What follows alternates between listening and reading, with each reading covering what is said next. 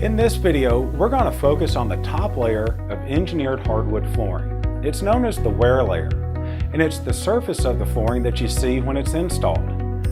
You're going to use a premium hardwood for the wear layer, and also it'll be where the techniques, say like a hand scrape or a wire brush, is applied.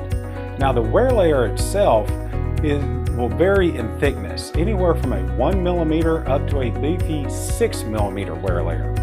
Now one thing to point out, a 1 millimeter wear layer is pretty thin and can be prone to cracking in some extreme conditions, but anything about a 1.5 on up will handle the workload.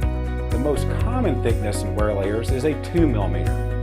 One thing I do want to point out, with a thicker wear layer, you can get a more pronounced hand scrape or wire brush finish that goes a little bit deeper in the surface, more so than you could achieve with a thinner wear layer. But really, a thicker wear layer does not have any negative or positive performance values in the overall flooring, because all these floors are pre-finished with the same techniques. You have your stain applied and then multi-layers of the protective polyurethane.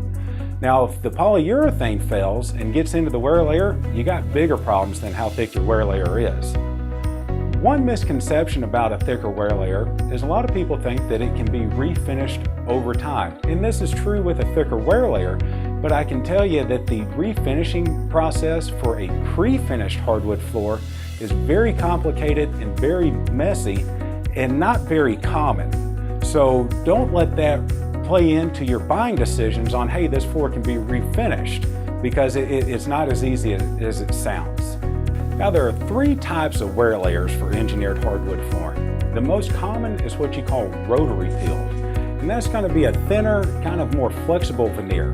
And it's real similar to the process of how plywood's made with the different veneers. And how it works is, at a mill, they take a log, cut it to size, and then they run it through a debarker.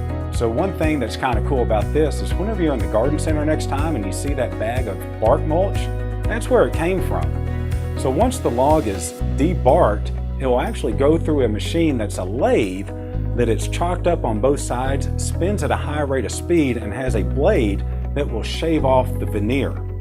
Now, this is the most cost-effective way to produce your top layer, and like I said, the most common. Now, one thing to point out, the rotary peeled visual is a little bit different from the different techniques that we're going to talk about. The next most common wear layer is what's called a sliced-faced veneer. And so the mill will take a log similar to this, but rather than rotary peel it, they'll actually saw it up into bigger sections, kind of a block, if you will, and then they'll run it through a machine. So think of like a mandolin slicer with your vegetables. They'll run it through a slicer that peels off the veneers. Now one thing you'll typically find on sliced face veneers, a thickness of anywhere from a 1.5 up to about a 2.5. When you're slicing veneers, anything over about a 2.5 millimeter veneer, it's really hard on the machine and really hard on the wood. So if you went any thicker than that, you would have a whole lot of check marks and damage to the wood. Now the final type of veneer used is what's called a sawn face veneer. And you're going to see sawn face veneers once you start getting into the thicker wear layers, say like over 3 millimeter. So why would you use a sawn face veneer for a thicker wear layer? Remember earlier I said that with these slice face, you can only go up to a certain thickness before you start having problems with the wood itself and machines.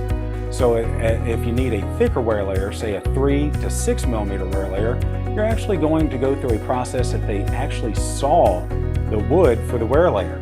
And they put the wood through essentially as kind of a scroll saw that has multiple blades that come out with a thinner veneer, but it's very straight and stable, something that you can accomplish with either rotary or slice face.